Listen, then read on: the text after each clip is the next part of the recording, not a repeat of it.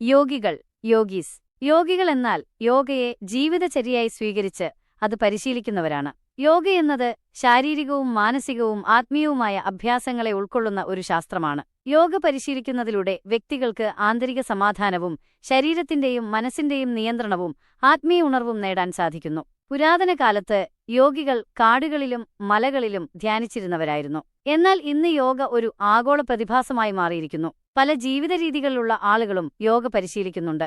മുനിമാർ, മുനീസ്. മുനിമാർ എന്ന വാക്കിന് നിശബ്ദൻ അല്ലെങ്കിൽ മൗനി എന്നെല്ലാമാണ് അർത്ഥം. ഇവർ പുരാതന ഇന്ത്യയിലെ ഋഷിമാരും സന്യാസിമാരുമാണ്. ഇവർ മിക്കവാറും മൗനം ആചരിക്കുകയും ആത്മീയപരമായ അന്വേഷണങ്ങളിൽ ഏർപ്പെടുകയും ചെയ്തിരുന്നവരാണ്.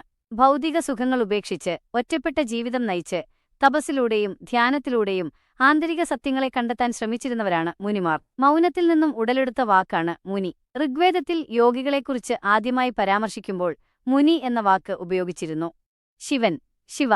ഹിന്ദുമതത്തിലെ പ്രധാന ദേവന്മാരിൽ ഒരാളാണ് ശിവൻ. അദ്ദേഹത്തെ ആദിയോഗി, ആദ്യത്തെ യോഗി, ആദിഗുരു, ആദ്യത്തെ ഗുരു എന്നാണ് യോഗയുടെ കാര്യത്തിൽ വിശേഷിപ്പിക്കുന്നത്. യോഗയുടെ ഉത്ഭവം ശിവനിൽ നിന്നാണെന്ന് വിശ്വസിക്കപ്പെടുന്നു. അദ്ദേഹമാണ് യോഗശാസ്ത്രം മനുഷ്യരാശിക്ക് പകർന്നു നൽകിയത്. ശിവനെ യോഗയുമായി ബന്ധപ്പെടുത്തി താഴെ പറയുന്ന രീതികളിൽ വിവരിക്കാം. ആദിയോഗി ശിവനെ യോഗയുടെ പ്രഭവകേന്ദ്രമായി കണക്കാക്കുന്നു.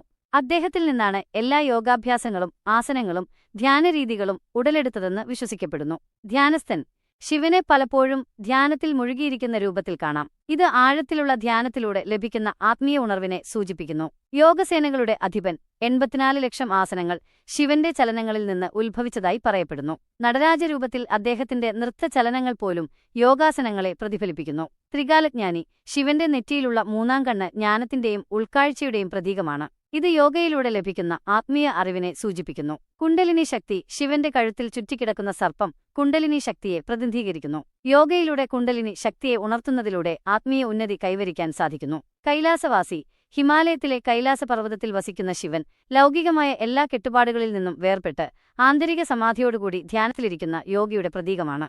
ചുരുക്കത്തിൽ യോഗമുനിമാർ, യോഗികൾ എന്നിവരെല്ലാം യോഗയുടെ പാത പിന്തുടർന്ന് ആത്മീയമായ ഉന്നതി നേടാൻ ശ്രമിക്കുന്നവരാണ്. ശിവൻ ഈ യോഗശാസ്ത്രത്തിന്റെ ആദികർത്താവും യോഗയുടെയും ധ്യാനത്തിന്റെയും പരമോന്നത പ്രതീകവുമാണ്.